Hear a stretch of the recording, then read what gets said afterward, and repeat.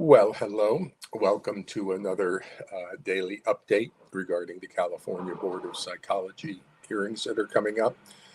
I have had a busy yesterday. The state filed, or the board filed, another motion to exclude my defense document um, from the evidence from being submitted. And that will be argued tomorrow on Friday. So I've had sort of one day overnight to prepare my response to that. So they submitted a letter uh, to exclude my defense, and I submitted, I developed, wrote, and submitted.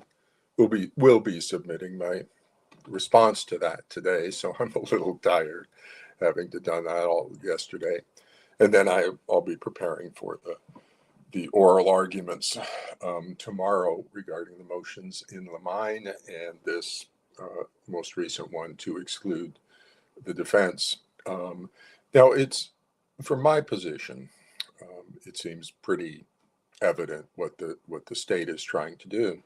They're trying to exclude my entire defense, including the APA ethics code that I relied on, the 1.05 obligations, and restrict it only to the ethics code that the prosecution is relying on, the collegiality ethical standards, whereas I'm relying on a different section of the APA ethics code having to do with public protection. And so my oral arguments tomorrow will be about that discrepancy, that we should use all of the APA ethics code um, for consideration.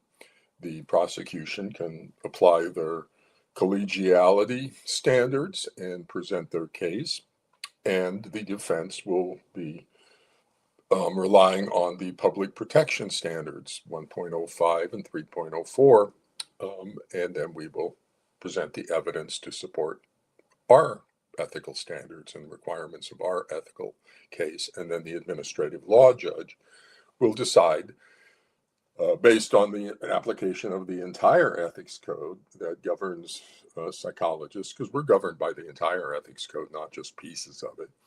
And so then the administrative law judge will have a full prosecution, full defense, full ethics code, and will be able to decide what the relevant standards are and any remedy that should apply to the situation. And so that just fairness, the defense should be allowed to present a defense. And if I'm not allowed to rely on the APA ethics code or the truth of the allegations, or the standard, the DSM-5, which triggered the standard 2.04, that cascaded into the public protection standards, then I am denied due process, excuse me, of presenting a meaningful defense. If I cannot rely on the domains of the APA ethics code that governed my practice. And so that will be an interesting situation. So we'll be arguing that tomorrow in oral arguments. Today, though, in this morning briefing, I'm going to have to head off to do all that. I just want to talk a personal note as we head into these hearings. I'm a psychologist, not an attorney, but my dad was an attorney, and my older brother, Mark, was an attorney, and my best friend through high school and life, and my best man at my wedding was an attorney, and I kind of was over with his family, and his dad was an attorney. I've grown up in the attorney culture, and for my father, he worked 30 years in the federal court system and then retired, drew a pension, and moved over to the state bar as a magistrate, hearing discipline cases. And my father he was a wonderfully gentle man, funny sense of humor, kind and gentle, vegetarian since the 1930s, didn't like to kill things to live, but he never imposed that on us. But he had a great authority from working in the court system and being a boss type person. And he taught me respect for the court and integrity And I've learned that from him. And so I wanted to just share a personal note regarding my attitudes and my respect for the court since I'm in the legal system. So that's my dad down there. Uh, his name was John Childress. He was born in 1912 and died in 1986 of a stroke. And he was an attorney. He didn't start off as an attorney. He was formed in the Great Depression. So if he was born in 1912, he was in his 20s when the Great Depression hit. And so there was a lot of who he was that was formed during that experience. Just like our younger generation are being formed during COVID and things. That was his formative world. And then when he found himself, he eventually put himself through law school by working in a band at night, playing banjo. Okay, that was him with his guitar, but he had a banjo. And he played a banjo at night and went to law school during the day and put himself through law school. And then because of that experience in the Great Depression, stability was really important. And it was important to that culture back then. And you would work for the company for 30, 40 years, and you draw a pension and retire. And the federal government, he worked in the federal government, got himself a civil service job in the federal government, and worked there for 30 years to provide stability for his family.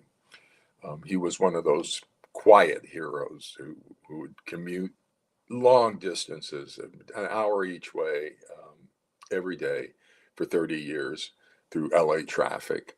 He'd get home late at night and leave earlier in the morning to support his family and to give his family a solid foundation. My wife was a stay-at-home mom. She stayed at home with the children, raising the children. And because that was a traditional thing to do back in the era that he was formed in. And then he retired from the federal court system after 30 years and drew a pension, but he was still relatively young. He still had some life in him. So he switched and got another position with the State Bar of California as a magistrate hearing these disciplinary matters. And so that's where I get my respect for the courts from. He was in the civil service and he was organizing the clerk department, the chief clerk of the federal courts. And he had this boss authority. I mean, when he said something, you did it because he just had that authority. He never got angry or anything. He wanted to avoid that. But boy, he didn't want to. If he said something, you did it. But he was such a soft and gentle man as well. And so he told me once, he pulled me aside and said, he works for 12 judges. Okay. And each one has to have their thing exactly as it is. And so he has these 12 judges as bosses. And he told me about judges, they rule the courtroom. I mean, that's their domain. And when you in the courtroom, they're the authority and you need to show respect for the court. And he developed that into me. He taught me that level of respect for the court system and for the courts. In addition, he was a vegetarian since the 1930s. Now imagine that. In 1930s and 40s, you're a vegetarian, and he was a strict vegetarian. He wouldn't eat meat, he wouldn't eat eggs, he wouldn't eat fish, and this is how bad it got.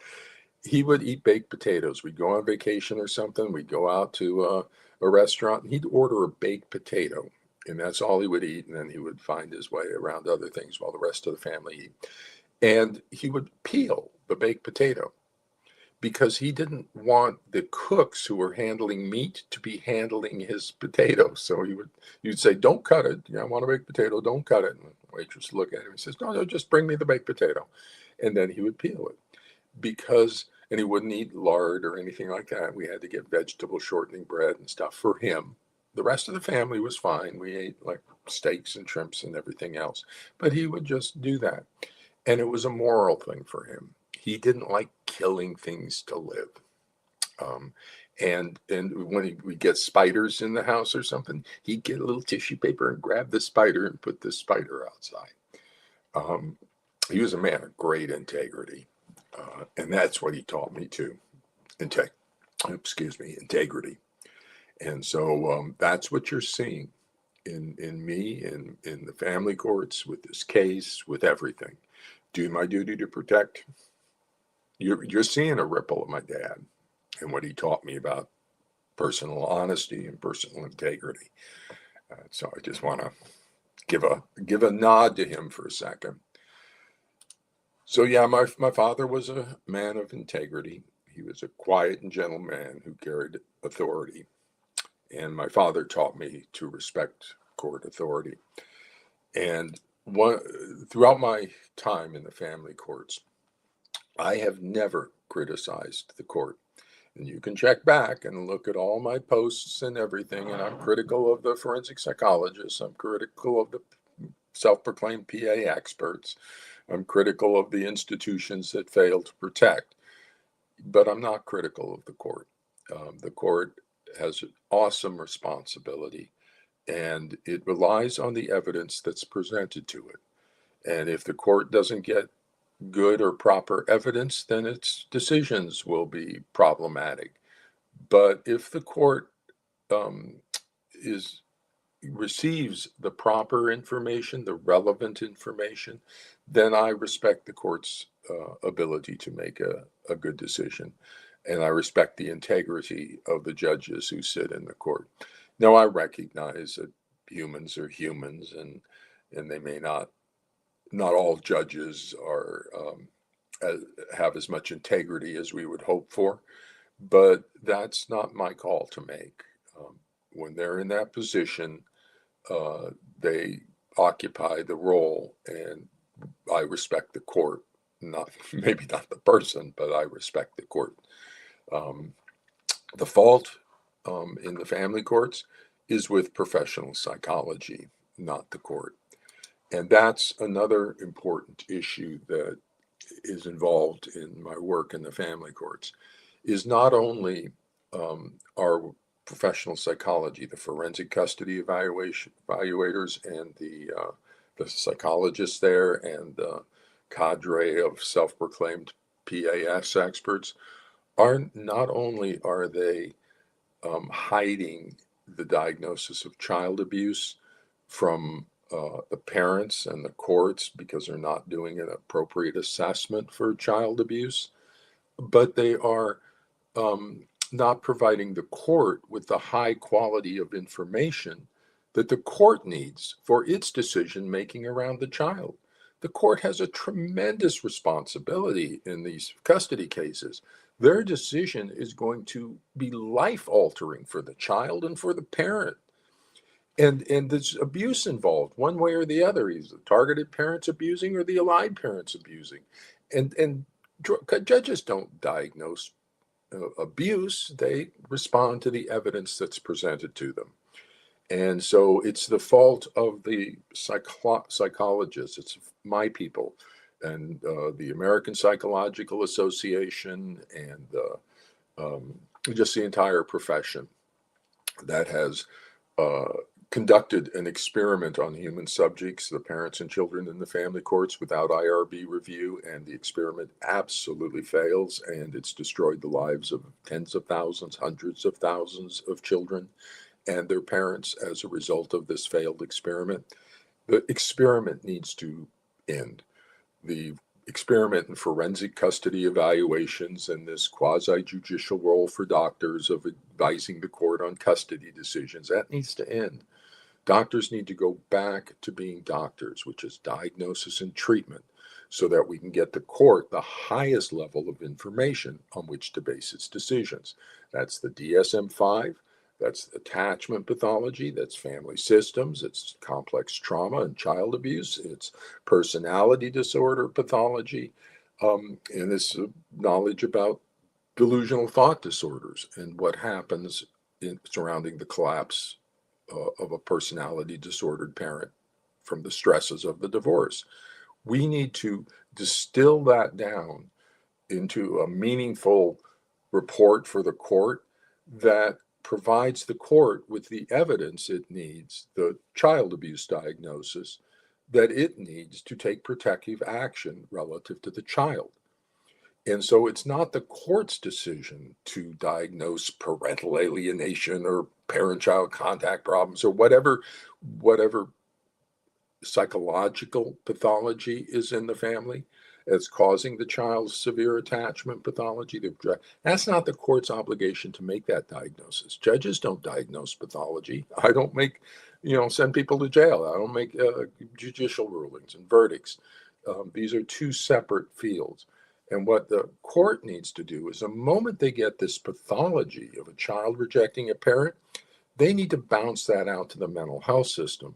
And then it's the obligation of the psychologist, the professional psychology, to do an appropriate risk assessment for possible child abuse to the differential diagnoses involved, to get whatever second opinion consultant we need to make sure that's an accurate diagnosis that we return to the court that's supported by the symptoms and the diagnostic criteria that will lead to an effective treatment plan to fix the problem.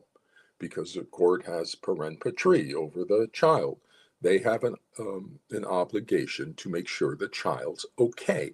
That means treatment, not just the diagnosis. That's just the step to the treatment.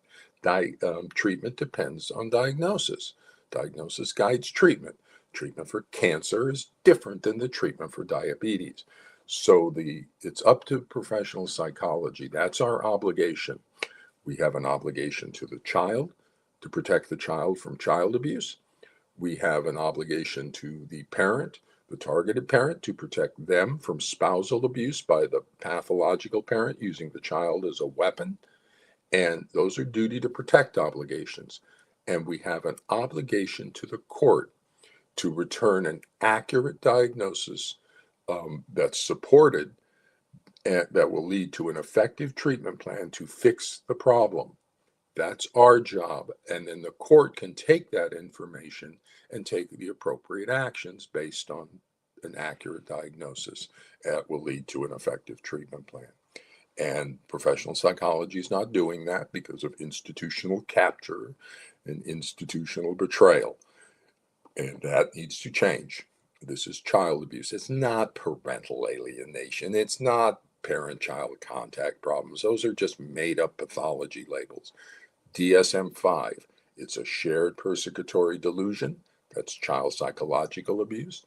It's a factitious disorder imposed on another, factitious attachment pathology. That's child psychological abuse.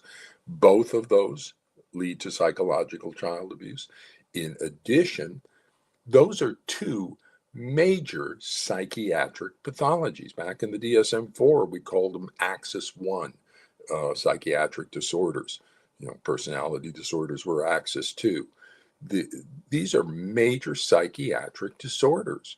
And there's psychotic range disorders. Delusional is psychotic range disorder being imposed on the child. Factitious disorder is very serious kind of parental disorder that's producing pathology in the child for primary and secondary gain to the parent.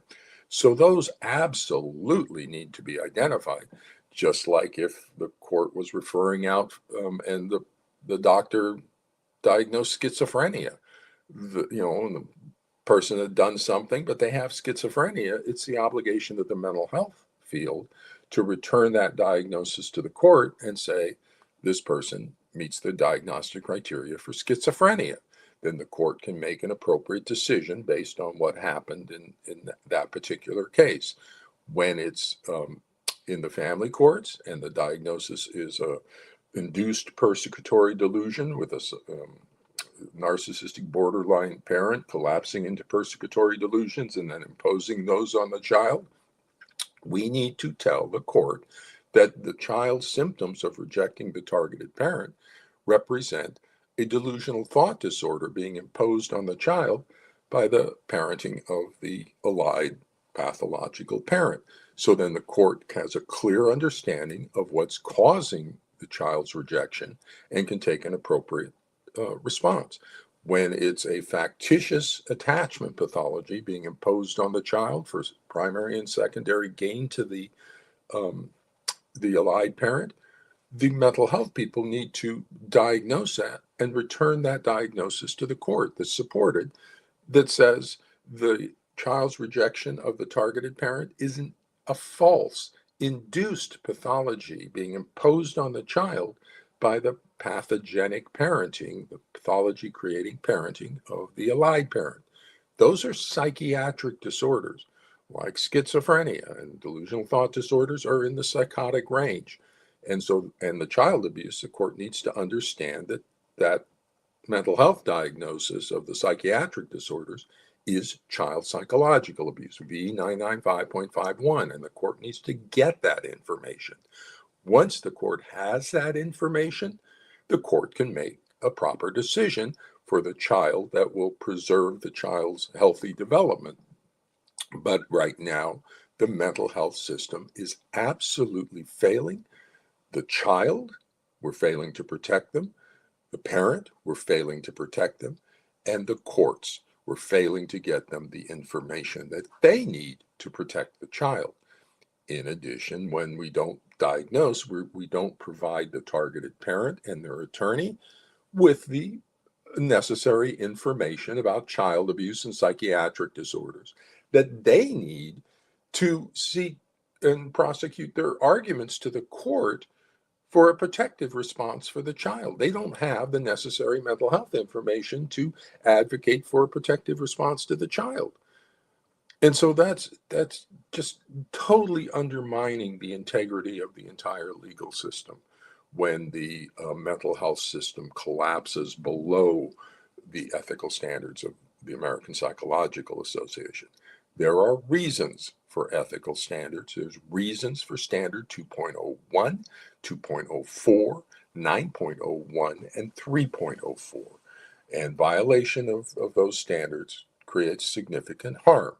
There's also reasons for standards 1.04 and 1.05, which is my defense to the board allegations.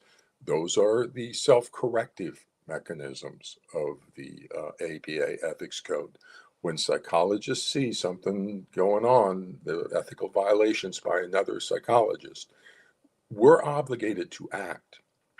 Those ethics codes don't say, those ethical standards don't say the psychologist may take further action or the psychologist may do informal resolution. They direct the psychologist. When you believe there may be an ethical violation by another psychologist, you seek informal resolution to bring it to their attention. 1.04. 1.05 says if it doesn't resolve in that way, then you take action, further action appropriate to the situation. That doesn't say may take or consider take. It says psychologists take further action. That's a requirement appropriate to the situation. Well, what's appropriate to the situation in the family courts? That's directly relevant to the protection standard of 1.05. And so that evidence is what I will be presenting at the 3-day hearing, are the protective standards of the APA Ethics Code. Standard 2.04 is the one that's directly violated. It's violated because of violations 2.01. If you don't know the knowledge, you don't apply the knowledge. But even more seriously, the 2.04 violation is intentional. That, they know what the actual DSM-5 diagnosis is. They're just not doing it, which creates the harm, the foreseeable harm. It is reasonable for 3.04. It is reasonable for a doctor to apply the DSM-5 diagnostic system to their diagnostic judgments in order to avoid the foreseeable harm that results from misdiagnosis when the DSM-5 is not applied. And so just simply apply the DSM-5 diagnostic criteria to avoid the harm of misdiagnosis. And so what we have here is a violation of not only 2.04, the bases for scientific and professional judgments, with these made-up pathology labels and the failure to apply DSM and attachment and all this other information. That's exacerbated by the violation of 3.04, the harm standard of the APA ethics code. And so that's the duty to protect, and everything gets activated around that. The state's argument is that I violated collegiality standards. Those are over in the 3 series. Competence is a 2 series. Ethical violations is the 1 series. And so I'm in the 1 and 2 series. The state is mostly in the 3 series. And then they go to 3.04 as well, saying I harmed the professional reputations of Doctors Burnett and Lorandos with my criticism. So both the state and the defense here is arguing a violation of 3.04, but just for differing reasons. And that's a serious standard. Avoiding harm, psychologists should not be participating in harm. They're saying I harm professional reputations. I'm saying the Doctors Burnett and Lorandos harm the public through the spread of psychological misinformation to the general public and to the courts, degrading the quality of professional information available to parents, treatment providers, and the courts by the violation of 2.04 and 2.01. So that's the crux of the arguments that'll be happening. And I'll be making these oral arguments tomorrow to the court, and that's my motion in Lamine, and the motion in Lamine's of the state is to strip away the context and only use the 3 series and violations, the collegiality violations and the harm to their professional reputation in evaluating the actions of a psychologist. I'm saying the entire ethics code applies, including the 2 series and the 1 series, the public protection standards. And my argument will be that the function of the licensing board is to protect the citizens of California. That would be the 2 series and the 1 series, not the professional reputations of self-proclaimed experts. That would be the 3 series. So I'm going to spend the rest of the day getting ready for that. Psychologist in the legal system. Oh my goodness. And this is substantially stressful. My career is on the line. I may get sanctions and get kicked out of the family courts because I got sanctions now, and the opposing counsel will say it's Dr. Childress criticized PAS, and that's unethical because the board sanctioned him, and you can't criticize parental alienation, and that's their way of reviving their fabricated pathology label when they can't get any institutional acceptance of it over 40 years. The APA, American Psychiatric Association, completely rejected it, said there's no such thing. And so how do they get traction with their made-up pathology label? Well, they attack the whistleblower. They attack the critic of it and get me removed from the family courts. And so then you will have only your forensic custody evaluators who don't diagnose and treat, and they're doing this experiment on you with their quasi-judicial role. They are withholding clinical diagnostic assessments, so you don't have a choice.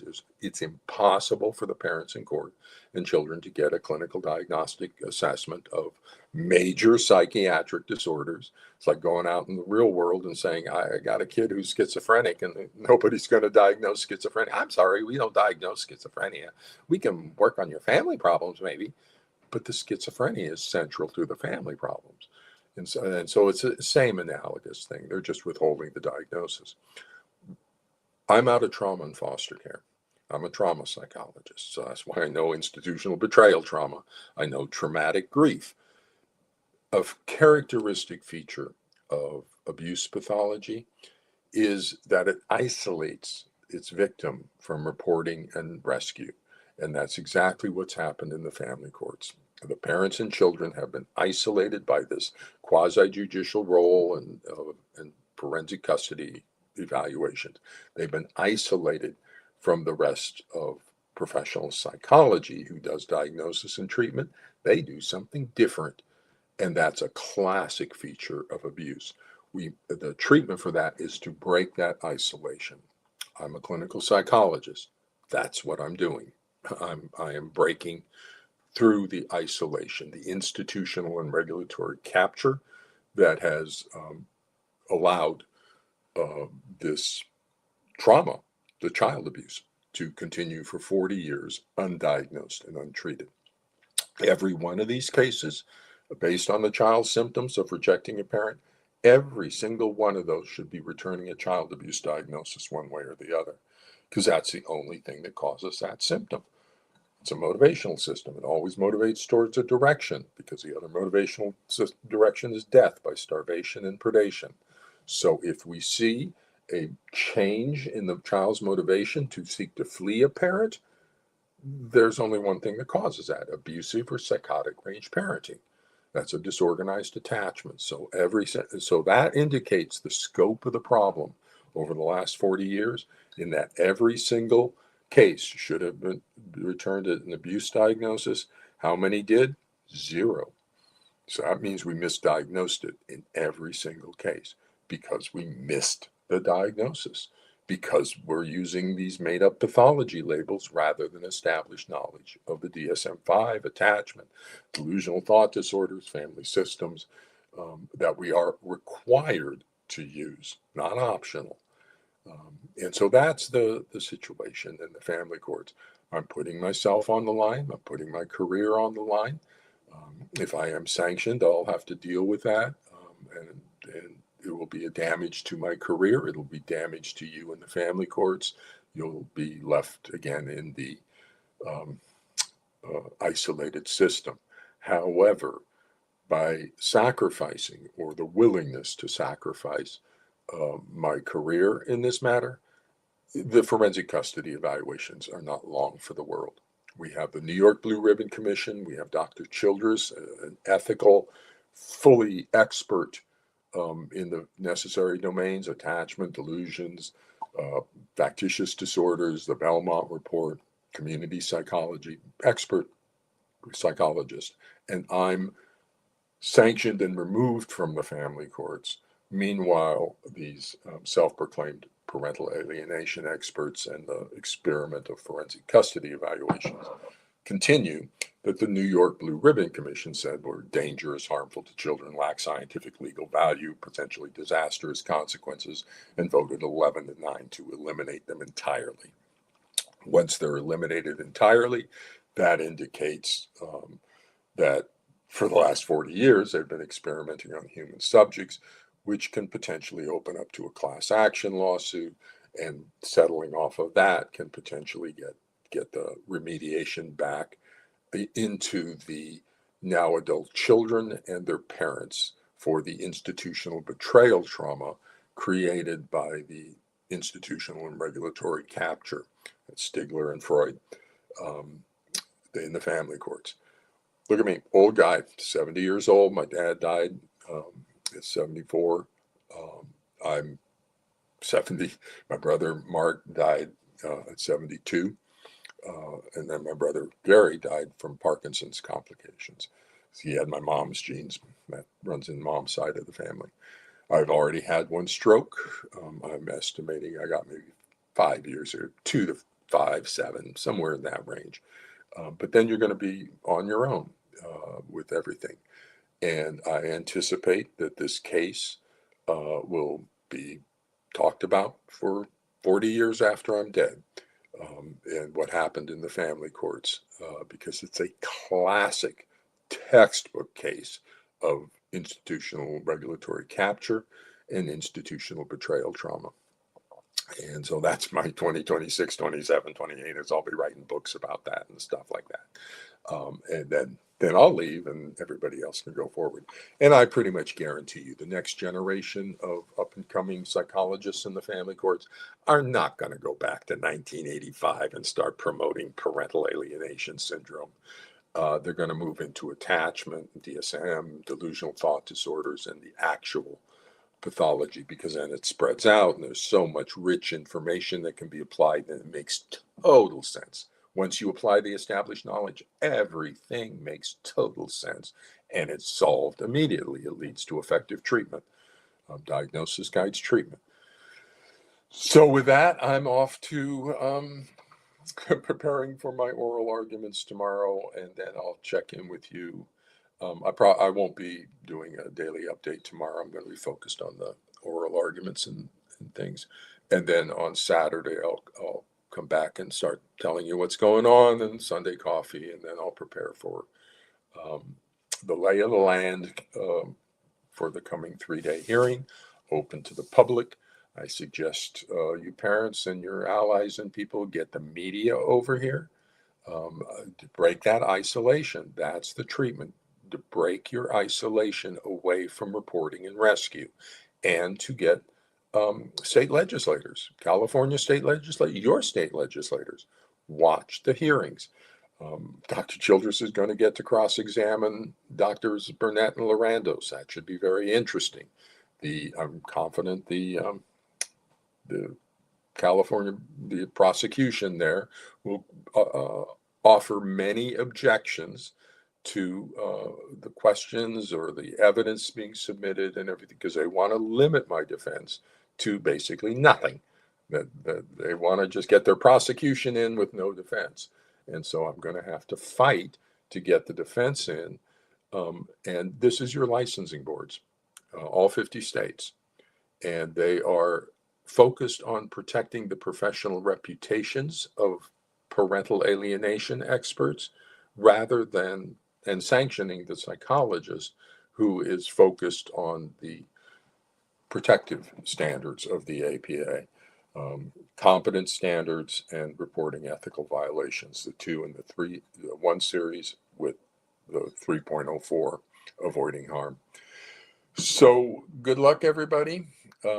Take care of yourselves, and we'll talk to you later.